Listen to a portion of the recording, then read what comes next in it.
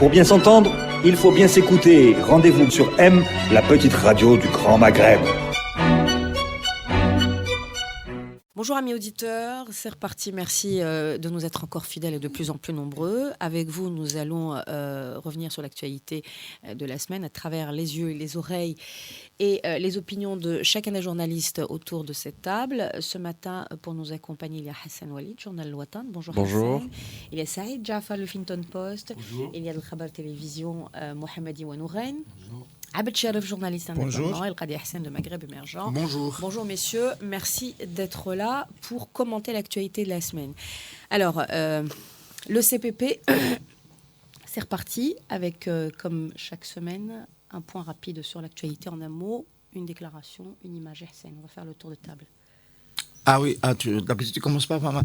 J'ai perdu la voix hier en criant de joie à la qualification de l'Algérie aux Jeux Olympiques de 2016 à Rio de Janeiro. Il s'agit de football. C'est une équipe locale, complètement fabriquée chez nous. On a été à la Coupe du Monde au Brésil il y a 2 ans avec une équipe importée.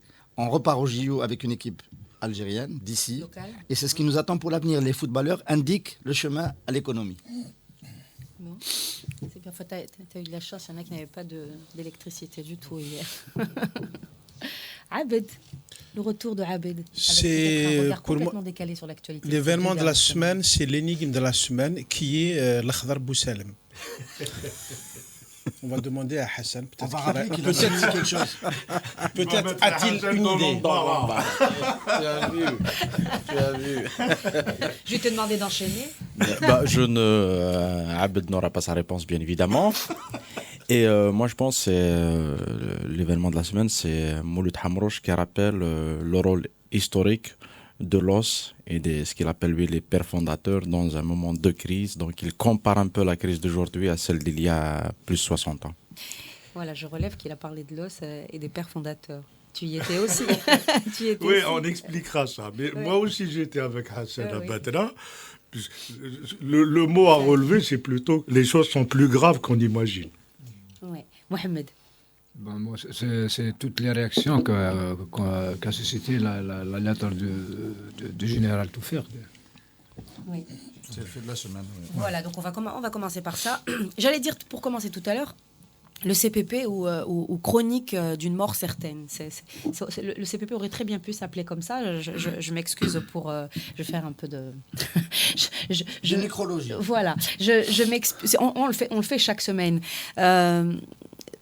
Le personnage principal cette semaine, c'est le général Médienne, bien évidemment, avec sa sortie médiatique. Il a envoyé un message aux rédactions dans lequel, eh bien, après toutes ces années de silence, il condamne la condamnation du général Hassan.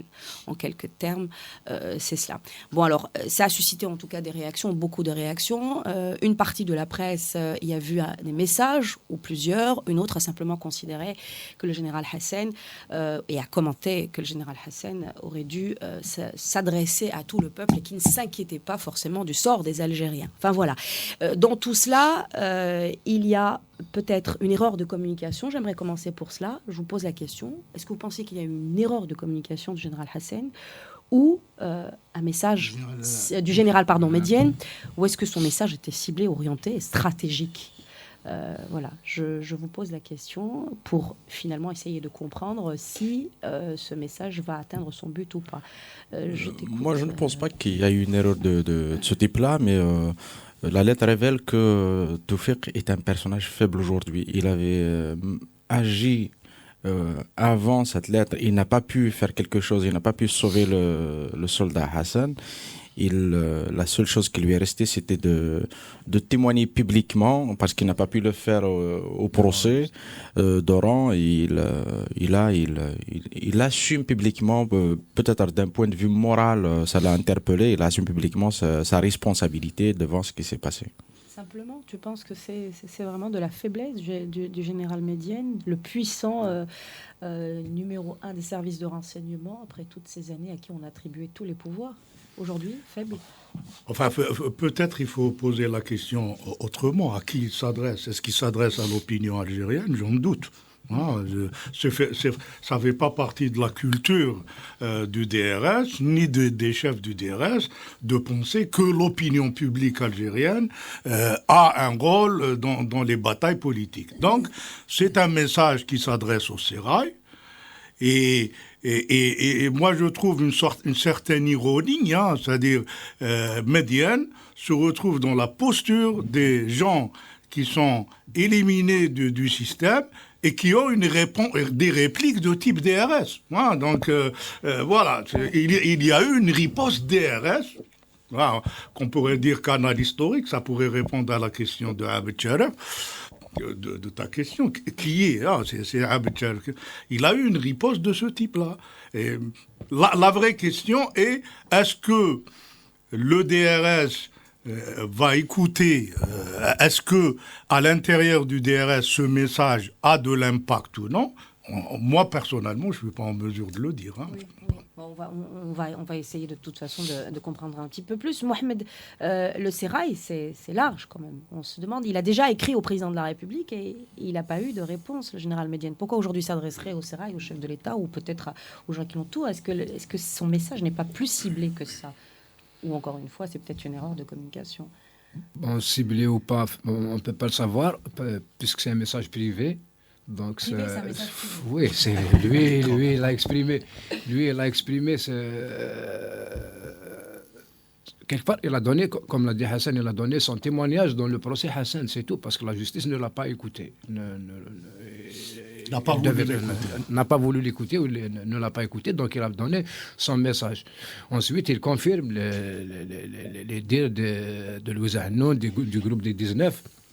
Les messages, sa lettre au président n'a pas eu de réponse. Est-ce que le président l'a reçu ou pas? Lui, il ne le dit pas. Louis Hannoun et compagnie le disent. Ils disent que Bouteflika ne reçoit plus les messages. Bon, maintenant, est-ce qu'il a atteint son objectif ou pas? On ne peut pas le savoir. C'est une bataille. Voilà, c'est une bataille au sein du Sérail. Pas suffisamment assez Abed. Écoute, il y a plusieurs aspects. Je ne sais pas s'il faut commencer par le côté, ce que ça signifie, ou par le côté affligeant. Le côté affligeant, c'est que Tawfiq Médiane jouait en Champions League. Et là, une fois sorti de l'équipe qui est en place, on se rend compte qu'il a le niveau de l'Inter-Wilaya. C'est quelqu'un qui a bâti son mythe sur son silence.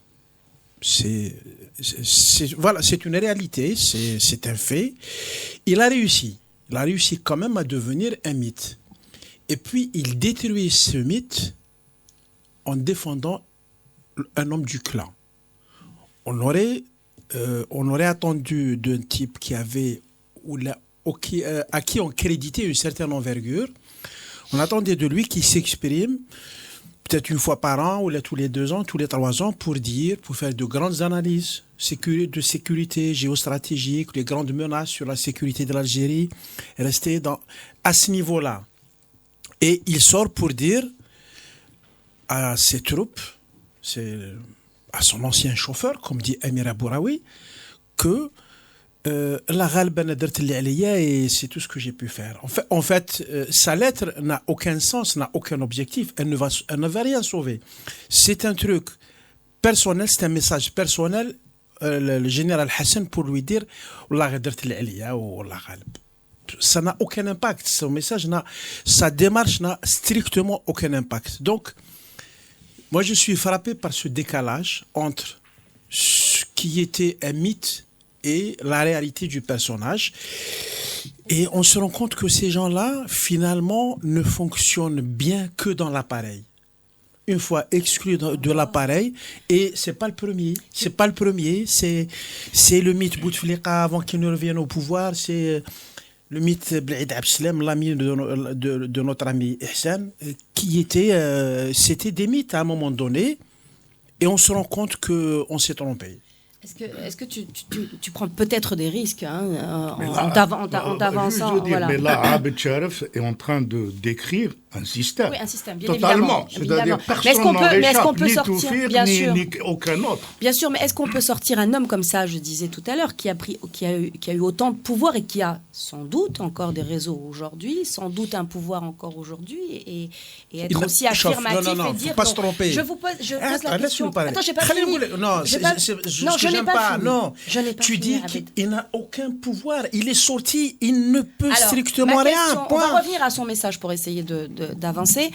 Ma question, c'est est-ce que son message ne s'adresse pas simplement au chef d'état-major, Gaïd Salah, peut-être à celui qui l'a remplacé, le général Tartag, parce qu'on a dit encore une fois, il s'est déjà prononcé, il a déjà essayé il s'est adressé au président de la République et il n'avait pas eu de réponse. Donc est-ce que ces interlocuteurs ne sont pas plutôt ceux-là, ou ne seraient pas peut-être il y a au départ, dans mon cas, un postulat duquel je veux me dégager.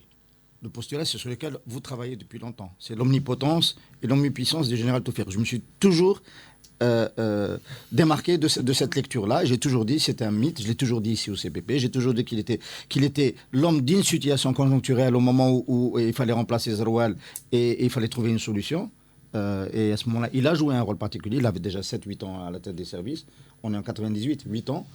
Le général Belkher est à ce moment-là l'homme clé de la situation. C'est l'homme qui produit le nouveau président. Je crois que j'ai entendu tout à l'heure dire qu'il a amené le président. C'est pas lui qui a amené le président. Il mettait en musique ensuite la machine qui pouvait faire élire un président.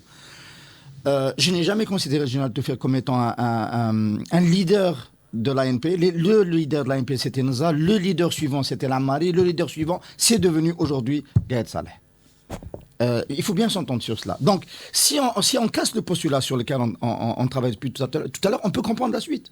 On peut comprendre que le général Toufir, qu'on soit réduit à défendre son chauffeur aujourd'hui. Si je peux compléter ce que tu dis, et je suis largement d'accord, sauf que avec le temps, Toufiq Médiane était devenu le chef par défaut. À un moment donné, on peut dire entre le départ de l'Arbi Belkher et l'avènement de Gaïd Salah, la parenthèse mal assumée par l'Ammari, Toufiq Médiane, avec la baisse avec un peu la baisse du terrorisme, est devenu le grand metteur en scène par défaut. C'est pas par ses qualités. On peut en parler, mais là n'est pas le propos. Je veux quand même répondre à la question de Souhila. Est-ce qu'il a fait une erreur de communication ? À mon avis, non. Il n'aurait absolument rien dit. Je pense que ça aurait été plus grave. De toute façon, il était pris quand on est attaqué à ce point, quand on est poussé dans ses derniers retranchements, ne pas parler, c'est peut-être en termes c'est un risque supérieur. Alors, qu'est-ce qu'il a fait ? Il a cassé une règle quand même. Il a cassé la règle du silence. Ce en quoi, à mon avis, il a surpris le camp adverse. Il a cassé la règle selon une méthode proportionnelle. C'est-à-dire qu'il a choisi de rester sur la thématique qui l'interpelle le plus, celle où il est plus impliqué, ce qui est tactiquement, à mon avis, très correct. Parce que ça lui permet éventuellement de faire d'autres déclarations sur d'autres sujets quand il jugera nécessaire de le faire. Donc voilà. Si d'autres déclarations voilà. il y a. Moi je ne suis pas surpris. D'ailleurs, je me rappelle qu'à la fin de l'émission ou à la fin de cette session sur le DRS, tu avais annoncé l'imminente déclaration on sentait qu'il était obligé de s'exprimer, que c'était pas possible. Maintenant, après, à qui s'adressaient les conséquences et tout, il dit quand même, quelque part, je finis sur ça, il dit quand même quelque part que si vous voulez condamner le général Hassan, c'est moi qu'il faut condamner, parce que j'assume totalement ce qu'il a fait. Il a fait dans le cadre des missions que je lui ai données, etc. Donc c'est en quoi la crise, de mon point de vue, est extrêmement grave. Pourquoi il ferait une nouvelle déclaration si l'homme est faible et s'il a déjà battu toutes ses cartes ? C'est vraiment la question que l'on peut se poser aussi. Il a choisi effectivement, techniquement, de parler de ce sur lequel... Si la justice l'avait convoqué, c'est sur ce sujet-là qu'il aurait dû se prononcer, et sa lettre répond à cette question. C'est un procès, il y a eu un procès d'un général où normalement, A priori, le défenseur de Général Hassan nous dit nous avons demandé la venue de Toufik. La justice n'a pas voulu l'accepter. Il a témoigné sur ce sujet, effectivement. Et quand il dit, dans un premier temps, il faut rétablir la justice, il faut laver l'honneur des hommes. Un homme faible, je suis désolée de vous contredire, mais un homme faible ne parle pas comme ça. Et surtout, ça appelle à une suite, à quelque chose qui va arriver. Quand je dis c'est un homme faible, il n'a plus les leviers du pouvoir. Il n'occupe plus le poste qui lui donnait cette puissance à l'intérieur dans le sérail. Il est éjecté, il n'est plus à l'intérieur. On se rappelle bien comment Rasdi Merbah se faisait traiter quand il n'était plus au sein du pouvoir. Qui était patron de la redoutable sécurité militaire sur le parti unique. C'était pas rien, c'était un homme puissant. L'Algérie reste un système modèle soviétique. Hors de l'appareil, tu n'existes plus. Je veux dire, tu es écrasé. C'est pas tout à fait vrai. Général Nzar a joué un rôle pendant toutes ces dernières années comme un lobbyiste sur un front. Dans le cadre il a fallu aller le voir. Ça faisait longtemps qu'il avait quitté. Il a fallu aller le voir. Et ça, tu fais une heure sur ça. On a bien été obligé, quelque part entre guillemets, il ne s'agit pas d'argent, d'acheter l'adhésion du général Nzar à la candidature de Bouteflika quand il avait été au départ contre, donc ça avait posé un vrai problème. Donc il y a des personnalités qui comme ça quittent, continuent de jouer un rôle, et ça sera le cas de Général Nzar était dans la connivence avec Toufik, et quand Toufik a soutenu Bouteflika, Nzar s'est aligné. Il faut pas quand même faire sortir. C'est-à-dire Nzar n'était pas hors de l'appareil, il était lié avec Toufik, donc il était toujours dans l'appareil. Aujourd'hui, Nzar Toufik est dehors, Nzar est obligé de faire un communiqué, et les deux, du point de vue technique, du point de vue du code pénal, ils ont effectivement commenté une décision de justice. Pas uniquement technique. Ils peuvent être normalement être passibles de justice, de poursuite. Et dans le code pénal, c'est le parquet qui décide. On attend de voir. Oui, je pense que Nzar est passible de poursuite, pas Toufik. En relisant bien, Toufik ne commente pas la décision de justice. Ceci dit, à propos de Toufik qui a des leviers ou là, qui reste puissant, écoutez, je suis obligé de reprendre la formule de Amir Abouraoui qui dit que le général Toufik voulait sauver le pays, il est en train de sauver son chauffeur. Il va se retrouver, il risque de se retrouver à sauver sa peau en plus. Donc, il est en dehors de l'appareil, il n'existe plus. Un autre dispositif s'est mis en place qui commence déjà à murmurer à l'oreille des journalistes des textes sur Toufik, ce qu'il est, etc., etc. Donc voilà, les choses se mettent en place, c'est très clair. Hein. Non, mais mais j'ai envie juste de dire que Toufik a rendu public sa lettre quand Bouteflika n'était plus à Alger. Il avait sans doute l'information que Bouteflika n'était pas, le chef de l'État n'était pas à Alger, il était transféré. Et je pense qu'on met un peu trop l'accent sur, c'est un peu de banaliser ce qui était Général Hassan, c'était pas le chauffeur de Toufik, c'était un chef des services de renseignement qui a mené de grosses opérations et qui a. Je pense que c'est ça serait bien qu'on le dise face à Général Hassan quand il serait libre derrière les barreaux. J'ai pas retweeté la formule de Bouraoui parce que je trouve qu'elle est lapidaire et simpliste. C'est-à-dire, c'est comme si elle nous disait, il n'y a rien. En réalité, on est dans une grosse crise dans le régime. Ce n'est pas, même si Toufik est en dehors de l'appareil, on est dans une grosse crise, on est dans la fin d'un régime. Ce que je voulais dire, le gros problème, c'est que tous ces gens-là nous tirent vers le bas, ils tirent le pays vers le bas. La déclaration de Toufik, moi je diverge totalement avec Hassan sur ça, c'est une connerie immense. C'est pas ce qu'on attendait de cet homme-là avec les responsabilités qu'il a assumées. Parce que ce que révèle toute cette affaire, l'affaire Hassan, on va dire l'affaire du général Hassan, il n'y a pas d'issue. C'est les pièges dans lesquels s'enferme le pays. Les deux hypothèses, c'est quoi? Soit il est coupable, soit il n'est pas coupable.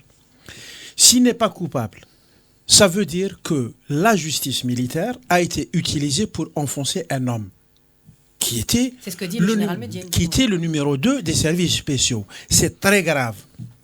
Maintenant, s'il est coupable, s'il a commis des actes délictueux ou qui relèvent de la justice militaire, c'est la responsabilité de Toufiq Medine et de Gaïd Salah qui est pleinement engagé. C'est le numéro 2 des services spéciaux. On lui a confié des choses aussi importantes pendant aussi longtemps. Des gens qui ont fait preuve d'aussi peu de discernement ne peuvent pas rester à la tête d'une armée. C'est pas possible. Et donc, voilà comment on s'enfonce. C'est ça le piège. Oui, Mohamed. Moi, je pense que nous sommes en train d'analyser un système, lui chercher des qualificatifs nous sommes dans un système à l'algérienne, c'est tout.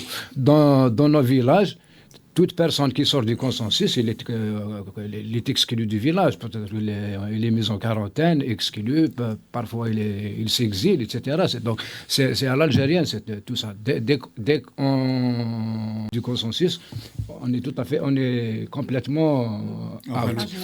Le système, c'est la même chose. Dans notre système, c'est la même chose. Le problème, c'est qu'il n'y a pas de consensus. Ça aussi. Il y a le consensus. Il n'y a pas de consensus. C'est une partie du régime qui est en train d'éliminer une autre partie et on assiste à un bras de fer. Mais qu'est-ce qui a changé dans le système? Qu'est-ce qui a changé? Qu'est-ce qui a changé dans le système? Rien n'a changé. Ce qui a changé. La dernière fois, je l'ai cité tout à l'heure rapidement au passage, qu'on a vécu une crise comme ça. Elle a duré moins longtemps, elle était moins grave et moins ample. C'est l'armée qui n'est plus d'accord, ou plutôt le président général Zerouel, qui n'est pas d'accord avec ce qu'a fait l'armée avec l'AIS. Il considère qu'on lui a fait un accord dans le dos, etc. Et il annonce sa démission. C'est quand même septembre 1998. Avec le général Betchin, donc ils sont sur le départ. Et il faut trouver une solution. Et ils se font la guerre. On se rappelle des articles sur Adami. Le Watan n'a pas brillé par sa déontologie à ce moment-là. Sur le ministre Adami qui était un proche de Betchin. Sur ses frasques sexuelles, là c'est des belabès, etc. C'était sorti dans le journal, c'était la guerre. C'était déjà, on trouvait que c'était une sale guerre. Et aujourd'hui, ça va beaucoup plus loin. Autre différence qui est infiniment plus dangereuse de mon point de vue, la crise de 98-99, il y avait des acteurs qui pouvaient proposer une sortie de crise par le haut, entre guillemets, c'est Abdelaziz Bouteflika et les élections de 99 où on arrive à convaincre les ténors de l'opposition de venir participer à l'élection, c'est très important. Aujourd'hui, ces acteurs ne sont plus là. C'est pas Gaïd Salah, je vais citer le général Ben Hadid Allah Yadkour Belkhair, c'est pas Gaïd Salah qui va réunir un consensus autour d'une candidature. Voilà, donc on est vraiment, quand Hamrouj dit à Batna, la situation est beaucoup plus grave qu'on ne le pense, elle l'est réellement. Oui. Ça ne veut pas dire qu'il n'y a pas consensus ou il y a consensus. Bon, Hamrouj, il y a le niveau politique en Algérie qui a baissé, c'est tout. Maintenant, on n'a plus les mêmes figures politiques qu'on avait dans les années... Certains d'entre eux ont atteint un âge où ils ne peuvent plus être présents sur la scène politique. La relève, on n'a pas produit de relève politique. C'est un problème de niveau. Là. Oui. On va en reparler dans un petit instant. Je voulais quand même, parce que je vous ai posé une question, j'avais parlé du général Tartag et j'avais parlé de Gaïd Salah. Et je me suis demandé si cette lettre ne s'adressait pas à ces deux hommes ou peut-être à l'un d'eux. Parce que j'ai comme l'impression... En tout cas, elle s'adresse plus spécialement à ces hommes qu'aux Algériens normaux, ordinaires, etc. Non, je ne crois pas pour une raison qui est très simple. Une lettre qu'on adresse à Gaïd Salah et à Tartak, on ne la rend pas publique. Cette lettre a été rendue publique. C'est pour prendre à témoin l'opinion. Oui. J'ai fait ce que j'ai pu. Non, les choses sont faites. Moi, ce qui me semble... déterminant pour les mois qui viennent, c'est que il y a quand même Toufiq Medine qui a été évacué, il y a un dispositif qui s'est mis en place, le président Bouteflika est extrêmement diminué sur le plan physique. Qui a imaginé cette mise en scène et qui est en train de la piloter, parce que c'est quand même très complexe, c'est très compliqué, ça dure depuis... C'est curieux quand même que tu donnes un sens à tout ça, parce que là, tu es en train de donner un sens à tout ça. Il y a du pilotage, quelqu'un pilote l'avion. Pas mal ça. Le général Toufiq n'existe plus à partir du moment où il a perdu les leviers, etc.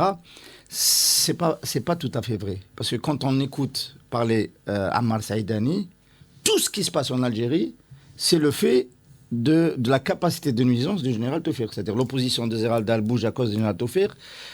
celle qui n'est pas dans l'opposition mais qui devrait à mon avis la rejoindre parce que je comprends pas sa position.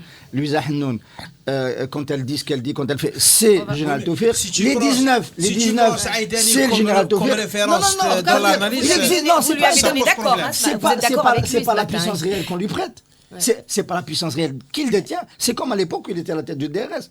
C'est la puissance qu'on lui prête.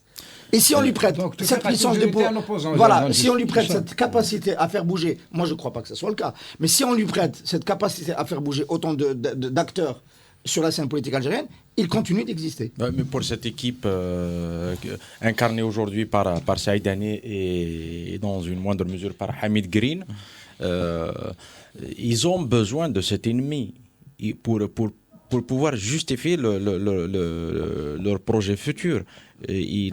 C'est un ennemi, j'allais dire, à terme, mais ils ont besoin de le maintenir en vie.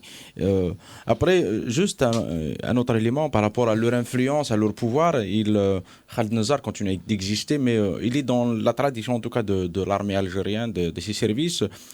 Quand ils sont à l'extérieur, ils continuent d'exister une espèce de conscience, de garant de paix sociale à l'intérieur de l'armée, mais sans plus. Gaïd Salah Tartag. Qui c'est qui pilote tout ça? Moi, c'est ça qui m'intéresse. Ces équipes qui se mettent en place, moi, j'ai l'impression que avril 2014, en gros, la conclusion à laquelle on était arrivé, il n'y a pas eu un accord sur le successeur du président Bouteflika. Donc on est resté sur un statu quo en attendant de voir venir. Est-ce qu'on n'est pas dans une situation où on n'arrive pas à un accord sur la suite et donc on se met dans une espèce de transition avec Tartag qui faisait partie de l'ancien, qu'on veut faire apparaître comme étant du nouveau, avec des équipes qu'on ne connaît pas, qui ne sont pas apparentes, ceux qui sont dans la clé de la décision. Donc tout ça se met en place, mais de manière trop timide. J'imagine mal que l'avenir, ça soit Gaïd Salah. Ça me semble quand même difficile. Pour le président Bouteflika, vous pensez qu'il ferait un 5e mandat? Ça me semble tiré par les cheveux là aussi. Et ce qui est donc le plus navrant dans tout ça, c'est que le pays, au lieu d'avancer, de choisir un cap et de dire voilà où on va, on attend, on freine des cas de fer jusqu'à ce que les choses se fassent d'elles-mêmes et donc on ne maîtrise rien. Voilà. Moi, je ne suis pas d'accord pour dire que la crise actuelle, c'est juste une crise, c'est une crise pour la succession. C'est une crise aussi pour la gestion du moment. C'est aussi parce que la chute du prix du pétrole a fait que les enjeux, les arbitrages sont devenus brutalement névralgiques. Et aujourd'hui, selon la façon d'approcher, selon la lecture qu'on fait Haddad, ou la lecture qu'on fait une autre aile de soutien à Bouteflika, à Louisa Hennoun ou quelqu'un d'autre, c'est devenu c'est devenu extrêmement Mais la succession, tendu. La succession, c'est un tout. Hein. C'est qui va succéder, quel sera son projet, quelles sont les forces politiques qui vont l'accompagner. C'est ça la succession. Moi, je me pose la question par rapport à la nouvelle génération des officiers de l'armée auxquels Hamarouche s'adresse à chaque fois. Quel est leur rôle aujourd'hui et quand est-ce qu'ils vont s'exprimer? Parce que ça doit venir de ces gens-là. Parce que les Khaled Nazar, les Toufik, les Gaïd Salah, etc., ils sont finis de toutes les manières. En fait, est-ce que la nouvelle génération va briser la tradition? Ce qu'il faut remarquer, c'est-à-dire on prend Saadani, il fait un discours sur l'état civil, la fin de l'état DRS, la fin de l'état parallèle. Il a utilisé tous ces mots qui relèvent de l'opposition, hein, c'est-à-dire qui ne sont pas à lui, qui ont toujours appartenu plus à des militants de la démocratie, comme Aït Ahmed. Et cette volonté de s'approprier un discours démocratique se heurte à une réalité, c'est qu'au fond, pour gérer aujourd'hui l'après-Tawfiq, ils ont besoin de tartak. Et donc, ils ont leur propre horizon. Ce groupe qui veut s'installer fait un discours anti-police politique, mais il a toujours besoin d'une police politique pour essayer de fédérer, de gérer, de mater. Et c'est ça le sens profond de la crise, c'est qu'on en est là. C'est un système qui se meurt, il n'a que comme seule réponse que ses propres habitudes. Et c'est ça le problème. Exactement. Et est-ce que pour continuer. Vas-y, continue. Non, c'est juste pour qu'effectivement on est dans quelque chose d'un système qui se meurt mais qui refuse de mourir, et d'un nouveau qui n'arrive pas à mettre.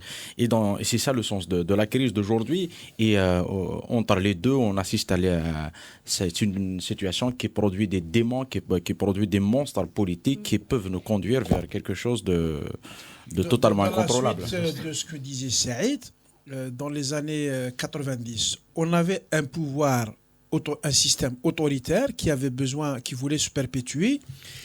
Il avait un avantage sur aujourd'hui.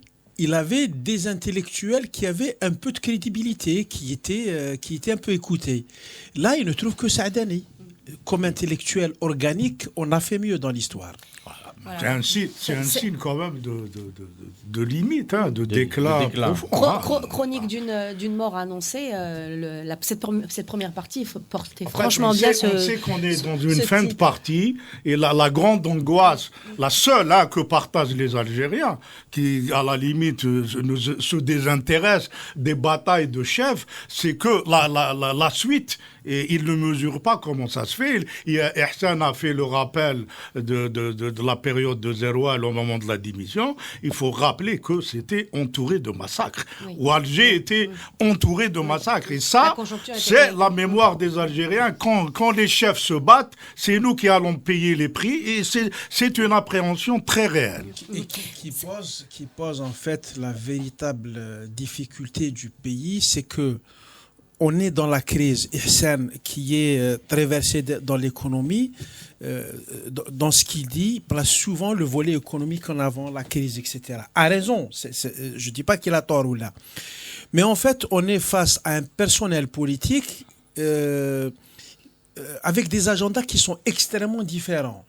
On va prendre schématiquement Saadani, ce qui l'empêche, c'est aujourd'hui et demain. Il y a des gens qui sont à l'APN qui sont intéressés par le fait de rester à l'APN. Mais il n'y a pas, disons que les gens qui sont intéressés par une vision de ce que peut être l'Algérie sur 10 ans, sur 20 ans, sa place dans le monde, sa sécurité, les conditions de sa sécurité régionale et internationale. Les gens qui portent ce discours restent inaudibles. Malheureusement, ils sont inaudibles. Alors, on va revenir sur ça le grand problème. Alors, on va parler justement de cet agenda, peut-être de l'opposition, juste après un petit arrêt. À tout de suite. Alors, c'est reparti pour la suite du CPP. Et cette fois-ci, on va parler un petit peu des choses qui s'accélèrent finalement, des déclarations qui s'accélèrent, des positions aussi, pour certains, elles sont bien marquées, pour d'autres non. Je vais commencer par Louisa Hanoun. Je voulais juste pour saluer un accélérateur. Parce qu'on salue, c'est le général Ben Hadid. C'est vraiment le premier qui a mis le pavé dans la marée. À mon avis, on doit beaucoup à sa déclaration sur les ambitions de Saïd Bouteflika, dans l'accélération de la décantation politique. On lui doit beaucoup. Il est en prison. Il pâtit de sa santé, de son confort, de sa sécurité. Mais il est incontestablement, il a été un élément de la décontaction.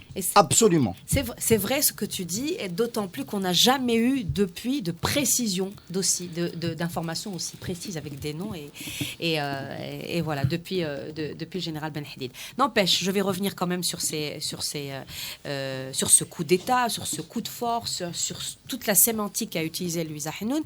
Et je m'interroge, je me dis, elle dit... le président n'est plus accessible ni à moi ni à personne d'autre. Elle dit la Constitution aussi, et à maintes reprises, ne permet pas au président de céder ses prérogatives. Alors, si Madame Louisa Hanoun avait tenu ce discours il y a 2 ans, ça avait du sens. Aujourd'hui, c'est ridicule. C'est peut-être ridicule, n'empêche, dans son interview à l'Ouatan, elle est allée assez fort et je m'interroge, je me demande si finalement ce n'est pas un appel à l'application de l'article 88, même si elle ne le dit pas directement. On en a déjà parlé. L'article 88, et j'ai trouvé la formule qui a été donnée par un type qui est costaud sur la constitution constitutionnaliste. Il dit que l'article 88, c'est une pièce fermée, sans accès. Il est inapplicable. C'est un article qui a été mis dans la Constitution. Essayez de le relire. Essayez de trouver la modalité d'application de l'article 88. Vous ne le trouverez pas. La seule modalité serait qu'une institution de force, c'est-à-dire l'armée, prenne par le collet le président du Conseil constitutionnel et lui dit tu l'appliques. C'est ça. Il n'y a techniquement aucune possibilité d'appliquer l'article 88. Sauf un acte médical purement. Mais comment amener à cet acte médical ? Rien dans la Constitution. Donc ça fait partie du discours qui est politique, qui fait un constat d'une paralysie de l'institution présidentielle, qui fait une sorte d'analyse politique sur un état de régence non déclaré, dans lequel se trouve l'Algérie, mais qui ne résout pas le problème. L'article 88 n'est pas une solution. La présidence à vie, c'est une culture du système algérien. On ne destitue jamais un président. Boumediene est mort prématurément. Boudiaf assassiné. Mais on n'a pas été destitué. Voilà, assassiné, pas destitué. Zeroual, poussé à la porte, mais plutôt Chadli, c'est les élections de 92 qui l'ont poussé à remettre sa démission. Zeroual, c'est la même chose. Poussé à la démission, mais jusqu'au jour d'aujourd'hui, il dit que j'ai démissionné de mon propre chef, c'est-à-dire personne ne l'a obligé à démissionner. On ne va pas appliquer l'article 88 à Bouteflika. C'est Bouteflika lui-même qui va annoncer des élections anticipées. Je ne pense pas qu'il va continuer jusqu'à 2015, ça sera trop. Enfin, du moins, je le souhaite. Mais ça se fait dans la crise, c'est-à-dire on est dans un système bloqué. Moi, si on parle de Louisa Hannoun, on vient de passer sur le Huffington Post un article d'Arzri Derghini, qui est très bien, très profond, qui parle de l'oligarchie, des impasses politiques, des privatisations futures, mais en posant le problème avec beaucoup plus d'épaisseur que ne le fait Louisa Hannoun, et en disant qu'en fait la société elle-même participe d'un système qui à terme elle va perdre. Et au milieu, il dit peut-être qu'il faut réfléchir à ce que les biens communs deviennent la propriété des collectivités locales plutôt qu'à d'un État centralisé où il suffirait aujourd'hui aux oligarques de le prendre pour qu'ils s'approprient l'Algérie. C'est un débat qui est autrement plus élaboré que ne le fait Louisa Hannoun. Louisa Hannoun a beaucoup de retard sur le plan politique, elle devrait faire des mises à jour de ces programmes et de ces propositions politiques. Comme pour ce qu'elle dit aujourd'hui, elle a du retard sur l'économie aussi. Mais ce qui me gêne aussi, c'est qu'en même temps, il y a des choses sur lesquelles elle a raison. Sur les privatisations, par exemple. Aujourd'hui, j'estime, c'est mon point de vue personnel, que les privatisations, ça serait une catastrophe pour le pays. Pourquoi ? Parce qu'il n'y a pas d'institution de régulation qui imposerait la transparence, qui ferait que ces privatisations se fassent selon des règles publiques, transparentes, connues. La privatisation aujourd'hui, ça veut dire que les 15 ou 20 oligarques du FCE vont prendre 50% des entreprises publiques pour le dinar symbolique. Voilà ce que ça signifie. On ne peut pas l'accepter. Louisa Hannoun a raison sur ce point. Mais la solution qu'elle propose est complètement déconnectée de ce qui est devenu l'économie mondiale. Donc il y a toujours cette ambiguïté. Mais sur le plan politique, elle est en déphasage total.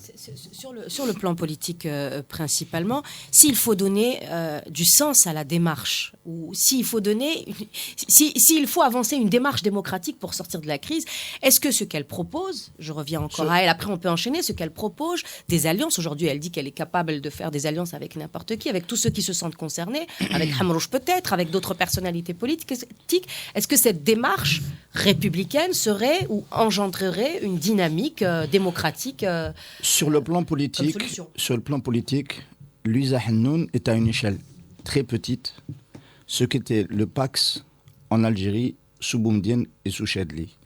C'est-à-dire une force politique qui est supposée être connectée au mouvement ouvrier, qui est supposée être de gauche et défendre les intérêts des classes populaires, mais qui a historiquement échoué à avoir une base sociale large.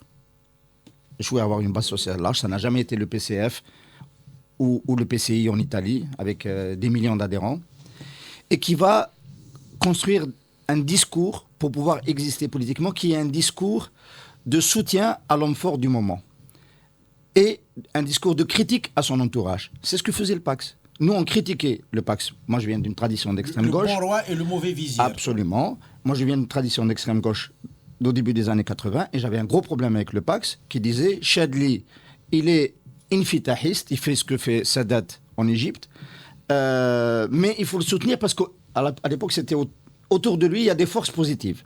Donc c'était plutôt le roi qui n'était pas tout à fait bon, mais il y avait quelques vizirs qui, eux, valaient la peine qu'on le soutienne. Et ça justifiait une posture qui fait que le Pax a été toléré pendant toutes ces années, avant que les jeunes d'octobre 88 ne fassent que la sécurité militaire et le général Betchin tapent sur le Pax et torturent des militants activistes du Pax. Louisa Hannoun a fait la même chose pendant les années 2000. Elle a soutenu Bouteflika tout le temps pour pouvoir continuer à exister en tant que force d'appoint minoritaire et en tant que alibi démocratique en Algérie, un peu comme la presse, un peu comme la caricature de Dilem, qui est un alibi pour dire que la presse est libre. Voilà. Elle le sait très bien. Elle le sait très bien. Elle a dit, elle a soutenu. Khalil n'est pas bon, c'est la politique de Bouteflika. Hamid Tammar n'est pas bon, Hamid Tammar, c'est la politique de Bouteflika. Et ça continue comme ça.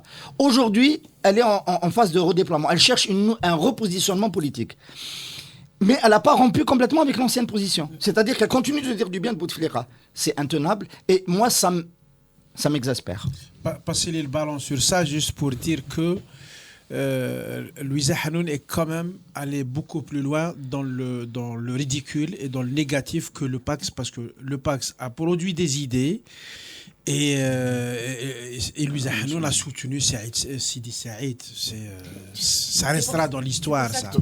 Oui, on va passer à autre chose. C'est pour ça que tu l'invites à rejoindre l'opposition. Voilà, moi je l'ai dit tout à l'heure. Le repositionnement, c'est rejoindre l'opposition. Un petit peu, en fait, le PT aujourd'hui, c'est beaucoup plus un syndicat qu'un parti politique. Louisa Hannoun a réduit son parti à un syndicat qui défend les travailleurs, c'est tout.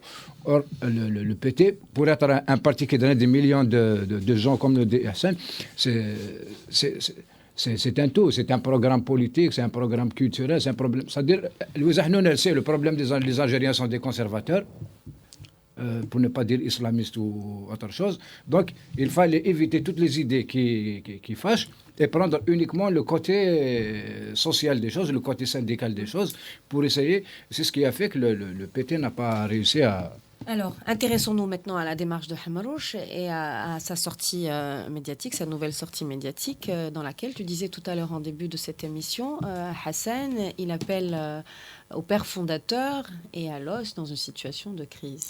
À mon avis, ça a été l'intervention la plus intéressante de la semaine parce qu'il essaye de donner en tout cas un sens à cette crise. Il essaye pour une fois, il a parlé de quelque chose d'un peu nouveau qui est revenu souvent dans ce discours, c'est la volonté. Parce qu'il voit à quel point la situation s'est dégradée, s'est disloquée. Et je pense qu'il y a une grande inquiétude chez Hamrouche, c'est celle de voir un effondrement généralisé. L'effondrement du système, il a dit « je suis contre l'effondrement du système » parce qu'il pense que l'effondrement du système va entraîner celui de tout un pays, de toute une société. Il a dit en aparté que la situation est encore plus grave, encore d'une extrême gravité.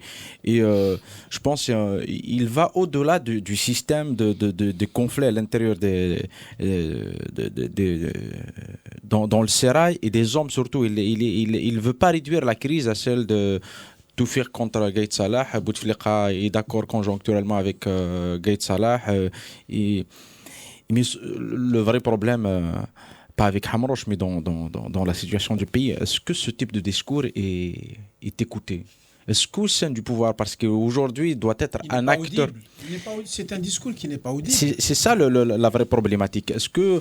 Peut-être parce qu'il n'apporte pas de solution, tout simplement. Non, il n'a pas cette prétention. Il ne dit pas que j'ai une solution clé en main, je suis le sauveur. C'est le problème de l'opposition. Il ne le dit pas. Il dit, aujourd'hui, nous devons reconstruire quelque chose qui risque de disparaître. C'est le pays. En fait, pourquoi Hamrouche n'est pas dans la CNLTD? À mon avis, mais c'est pas lui qui le dit, mais personnellement, il pense que ça reste dans un jeu ancien à l'intérieur du régime où les clans, un clan mis sur l'autre. La CNLTD, aujourd'hui, il patauge un peu parce qu'une partie d'entre elles, au moins, comptait sur Toufik. Et aujourd'hui, Toufik n'est pas là. On se retrouve dans une situation où le RCD tape sur Toufik et Soufiane Djilali dit Toufik, c'est un brave type. Il s'agit de sortir. C'est-à-dire, le vrai constat, c'est que ce régime-là a cassé le pays. Il a cassé l'intérêt des Algériens pour l'avenir de leurs enfants. Et aujourd'hui, on est dans les limites. Et c'est pour ça qu'il n'y a pas de recette, mais il y a un appel à ce que les Algériens se mettent à s'impliquer, et où qu'ils soient dans le régime ou en dehors. C'est pour ça que le débat sur reconstruire un nouveau consensus, ce n'est pas de la théorie, c'est quelque chose d'important. Et quand on dit reconstruire un nouveau consensus, ce n'est pas pour reproduire le régime. C'est pour en sortir et aller à autre chose. Et c'est la difficulté, c'est qu'il n'y a pas de recette. Est-ce qu'il veut être, je veux être la locomotive aujourd'hui, parce qu'on parle d'alliance, on parle de question à laquelle Hamrouche ne veut pas répondre. C'est pas ça qui compte. Ce qui compte, c'est de définir un projet, obtenir l'accord des grands courants politiques et des grands acteurs pour y aller. Le reste, c'est de la mise en œuvre, c'est technique, c'est un petit peu comme en économie. Ben Khalfa, vous avez remarqué que M. Ben Khalfa a allumé le Front social avec 5 dinars sur le carburant. Pas que, hein. Pas que. Il y a que ça. Qu'est-ce qu'il veut changer? Il y a que ça. Il a allumé le Front social. Ça veut dire quoi? Ça veut dire que si tu ne réunis pas un consensus aujourd'hui sur un certain nombre de choses, le pays ne peut pas avancer. Il y a beaucoup de forces politiques, je ne sais pas si elles le sont. Il y a beaucoup d'intérêts qui sont là, qui ne peuvent pas bâtir des choses, mais qui sont capables d'empêcher le pays d'avancer. Et donc, ceux qui ont de l'argent, c'est une force politique, ils sont là, ils ont des intérêts qui sont défendables. Mais il faut qu'ils soient publics, légitimes, transparents, et ça s'organise dans un consensus. C'est pas M. Haddad qui prend une partie du terrain qui est à côté de la gare routière à Alger en catimini, on dit que je suis un leader d'entreprise. Non, ça ne marche pas. En politique, c'est la même chose. Donc, toute cette démarche doit être élaborée ensemble. On en est là. Ce que dit Hamrouche, c'est pour ça la référence à l'os est importante. C'est que, à un moment ou à un autre, des hommes décident. Ils expriment une volonté très forte. Il a donné l'os. Dans un contexte algérien de défaitisme, etc., ces gens-là ont décidé que nous allons exprimer une volonté nationale. Il dit, Boumedienne a exprimé aussi par la force une volonté nationale, mais après, la volonté nationale n'existe plus. Aujourd'hui, c'est ça le grave danger, c'est qu'on se dilue, il y a un environnement mondial, il y a une globalisation, et on se dilue sans qu'on existe, parce que la réalité du système politique algérien, c'est que l'Algérie n'existe plus. Elle n'existe ni au Moyen-Orient, ni en Afrique, ni ailleurs. Et c'est ce diagnostic inquiétant qui est réel. Quand les Algériens le disent chacun à sa manière, Hamrouche le dit de manière politique. Et d'où l'appel au consensus qui est très fort, c'est pour repasser à autre chose et relancer la volonté nationale parce qu'elle est assoupie. Voilà. Oui. Moi, ce que je retiens du message de Hamros, c'est quand il parle du changement des personnes. Il dit qu'aujourd'hui, le changement des personnes, c'est le danger le plus. Le plus il faut que ça cesse, il faut que c'est ce qui fait la violence du discours politique aujourd'hui, parce que tout le monde maintenant défend ses positions. Si jamais on lâche on lâche du lest, on se retrouve automatiquement lynché. On voit ce qui arrive à tout faire. Donc il faut arriver à cet apaisement, donc dans sur la scène politique, pour qu'il y ait une possibilité d'émergence d'une alternative. Sinon, on va continuer comme ça jusqu'à l'effondrement. Voilà, jusqu'à l'effondrement. Le projet, pourtant, il est commun. Tout le monde est d'accord. Maintenant, dans son application, voilà, c'est ça. C'est tout le problème. Moi, je pense que je vais faire plaisir à certains de mes amis. Je pense que l'Algérie, dans le contexte de crise aujourd'hui, a vraiment une chance d'avoir encore la voix de Mouloud Hamrouche. Parce que ça transgresse un petit peu les contingences du court terme pour essayer de donner une projection d'avenir. Il faut se rappeler que Hamrouche, quand tout le monde parlait de candidature face à Bouteflika, 4e mandat, etc., il avait répondu, déjà il avait évoqué le projet national, il avait évoqué les pères fondateurs. À ce moment-là, nous on ne comprenait pas qu'il ait pris ce temps aussi martial et aussi stratégique de la profondeur et de la durabilité de l'État algérien, mais bon, on s'est rendu compte qu'en fait, il avait raison. Il avait dit, mon problème, c'est pas le 17 avril, c'était bien ça, l'élection, c'est le 17 avril, c'est le 18 avril, mon problème. Le 18 avril, on est dedans et c'est un problème. On est dans ce qu'avait prédit Hamrouche. Aujourd'hui, il nous dit, c'est encore plus grave. Donc, on a intérêt à prendre cela au sérieux. Il dit des choses importantes. Il dit, il faut rompre avec le système de la cooptation. Il dit, le changement des personnes ne peut pas être la solution. Ça peut même être une circonstance aggravante. C'est extrêmement important. Les limites de Mouloud Hamrouche, caricaturale dans laquelle on est, on a un président de la République qui ne s'exprime même pas au sens physique du mot. C'est pas au sens de projet politique. Ça veut dire qu'on est au point zéro. Et de ce point zéro, une volonté politique concrètement ou techniquement, elle pourrait s'exprimer comment? Hamrouche fait partie d'une génération, il a une formation, un itinéraire qui montre bien où se trouve l'issue.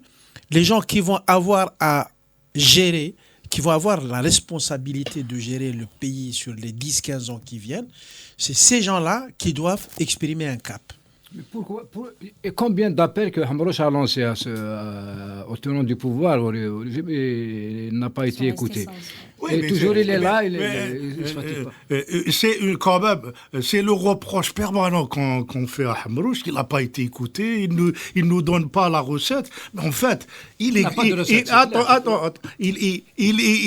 fait ce que il estime moralement juste pour un homme politique, intervenir régulièrement, dire voilà le problème, et dire aussi que les prochaines années vont être tellement graves et dangereuses que si on réussit pas aujourd'hui à faire un consensus sur des choses essentielles... À dépasser les clivages. À recréer un consensus, pas uniquement dépasser les clivages, c'est créer les conditions où les intérêts s'expriment de manière transparente avec un système qui permet d'agréger et de dire, par exemple, monsieur Haddad, voilà, ta part, c'est ça, tu peux pas prendre tout. Je caricature, mais c'est une logique politique qui est en œuvre. Il faut quand même noter que M. Mouloud Hamrouche a signé à la plateforme de la CNLTD à Mazafran 1 et qu'il considère que c'est quand même par ce processus-là que ça peut faire avancer les choses. Et que probablement il sera aussi à Mazafran 2.